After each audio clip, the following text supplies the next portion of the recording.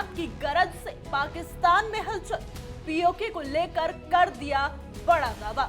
भारत की सिंध हुंकार से पाक दहला, पीओके पर राजनाथ के साफ बयान से पाक में दहशत। नमस्कार दोस्तों, मेरा नाम है कश्मी और आप देख रहे हैं इंडिया डेली का डिजिटल प्लेटफॉर्म और मैं हूं आपके साथ तान्या जैन। आज हम आपको लेकर चलने वाले हैं एक ऐसी राजनीतिक हलचल की तरफ जिसने पूरे दक्षिण एशिया को झकझोर कर रख दिया है। भारत के रक्षा मंत्री राजनाथ सिंह का हालिया बयान सिर्फ एक टिप्पणी नहीं बल्कि एक ऐसी गूंज बन गया है जिसकी प्रतिध्वनि दिल्ली से लेकर इस्लामाबाद तक सुनाई दे रही है। सिंध और पाकिस्तान के कब्जे वाले कश्मीर यानी पीओके को लेकर दिया गया ये बयान भारत की कूटनीति, इतिहास और भविष्य तीनों पर नए सवाल खड़े कर रहा है और यही वजह है कि इस बयान ने पाकिस्तान को तिलमिलाहट से भर दिया है। आज हम उसी बयान के हर पहलू को विस्तार से समझने की कोशिश करेंगे। राजनाथ सिंह ने जो कहा वो सिर्फ शब्द नहीं थे, वो एक संदेश था। उन्होंने साफ तौर पर कहा कि वो भले ही सिंध आज भारत का हिस्सा नहीं है, लेकिन सीमाएं स्थायी नहीं होती और कौन जानता है कि कल सिंध वापस भारत में लौट आए। ये बयान मोरक्को में भारतीय समुदाय के बीच दिया गया था और देखते ही देखते अंतर्राष्ट्रीय मीडिया के लिए भी चर्चा का विषय बन गया। ये बात पहली बार नहीं है कि किसी भारतीय नेता ने सिंध की सांस्कृतिक जड़ों पर बात की हो, लेकिन इस बार इसे जिस संदर्भ में कहा गया उसने पूरे माहौल को बदल दिया। राजनाथ सिंह ने सिंध की संस्कृति और ऐतिहासिक विरासत का जिक्र करते हुए कहा कि 1947 के बंटवारे में भले ही सिंध पाकिस्तान के हिस्से में गया हो, लेकिन वहां के ज्यादातर सिंधी हिंदू भारत आ गए। उन्होंने ये भी कहा कि भारत में पैदा हुए कई सिंधी आज भी उस दर्द को नहीं भूल पाए कि उनका पैतृक इलाका उनसे हमेशा के लिए अलग कर दिया गया। यही भावनात्मक जुड़ाव है जो आज भी सिंध के नाम पर पूरे समुदाय को एक साथ बांधे रखता है। उन्होंने एल के आडवाणी की किताब का उल्लेख करते हुए बताया कि आडवाणी ने लिखा था कि उनकी पीढ़ी के सिंधी आज तक सिंध के भारत से अलग होने को दिल से स्वीकार नहीं कर पाए। आडवाणी सिर्फ एक नेता नहीं बल्कि सिंध की उस मिट्टी से जुड़े व्यक्ति थे जिन्होंने बंटवारे का दर्द अपनी आंखों के सामने देखा था। जब राजनाथ सिंह ये संदर्भ देते हैं तो वो सिर्फ इतिहास नहीं दोहरा रहे बल्कि ये बता रहे हैं कि सिंध की पहचान आज भी भारतीय चेतना का हिस्सा है। राजनाथ सिंह ने आगे कहा कि सिंधु नदी हिंदू सभ्यता का मूल है।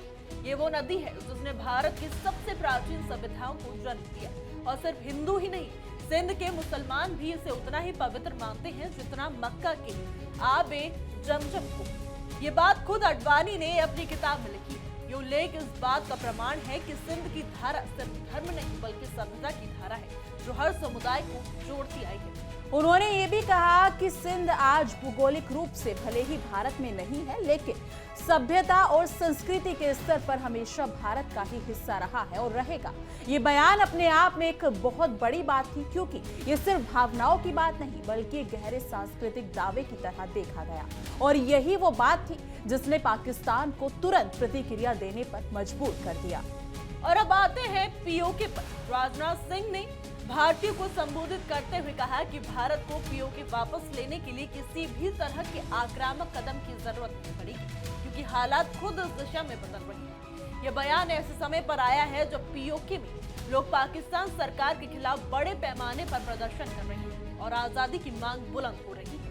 लोग कह रहे हैं कि पाकिस्तान ने उन्हें सिर्फ गरीबी, बेरोजगारी और उपेक्षा ही दी है। राजनाथ सिंह ने दावा किया कि पीओके के लोग अब खुद पाकिस्तान से अलग होने की बात कर रहे हैं। उन्होंने कहा कि वहां के नागरिकों में ये भावना मजबूत हो रही है कि वो भारत के साथ रहना चाहते हैं। पाकिस्तान के राजनीतिक और आर्थिक संकट ने पीओके में असंतोष को और बढ़ा दिया है। राजनाथ सिंह का ये बयान मतलब कि उनका कहना है कि पीओके बिना किसी सैन्य कार्रवाई के बाद भी भारत के पास आ सकता है। पाकिस्तान के लिए ये एक और बड़ा झटका था। लेकिन सबसे दिलचस्प बात यह है कि राजनाथ सिंह के सिंध वाले बयान ने पाकिस्तान में सबसे ज्यादा खलबली मचा दी है। दरअसल पाकिस्तान के विदेश मंत्रालय ने ये कहते हुए बयान जारी किया है कि यह हिंदुत्व की विस्तारवादी सोच को दिखाता है।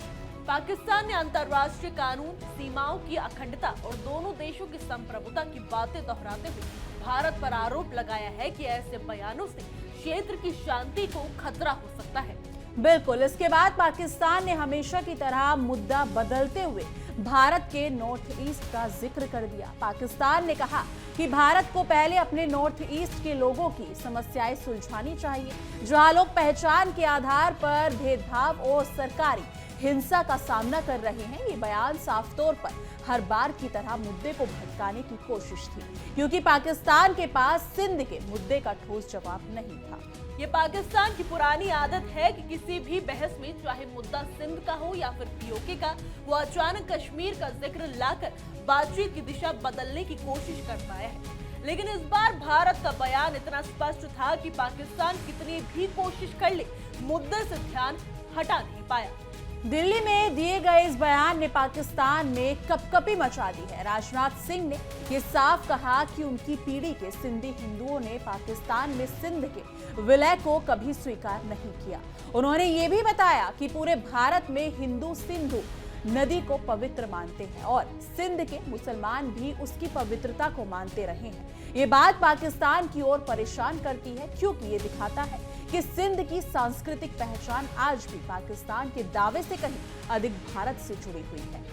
सिंधु देश की मांग भी पाकिस्तान के लिए एक बड़ी चुनौती बनी हुई है। समय समय पर वहां लोग सड़कों पर उतरकर अपने अधिकारों की मांग करते हैं और पाकिस्तान सरकार पर दमन का आरोप लगाते हैं। पाकिस्तान जानता है कि अगर सिंध में असंतोष बढ़ता है तो उसका पूरा राजनीतिक ढांचा प्रभावित होगा। ऐसे में भारत के रक्षा मंत्री द्वारा मिला ये बयान उनके लिए एक राजनीतिक और मनोवैज्ञानिक झटका साबित हो रहा है। भारत और पाकिस्तान के बीच खींची गई सीमाएं 1947 में बनी थी, लेकिन राजनाथ सिंह के बयान ने इस बात को एक बार फिर से दोहराया कि सीमाएं कभी स्थायी नहीं होती। आज दुनिया भर में कई देशों की सीमाएं बदली हैं और कई बदलाव भविष्य में भी संभावित है। ऐसे में सवाल उठना स्वाभाविक है कि क्या दक्षिण एशिया का नक्शा आने वाले वर्षों में बदल सकता है।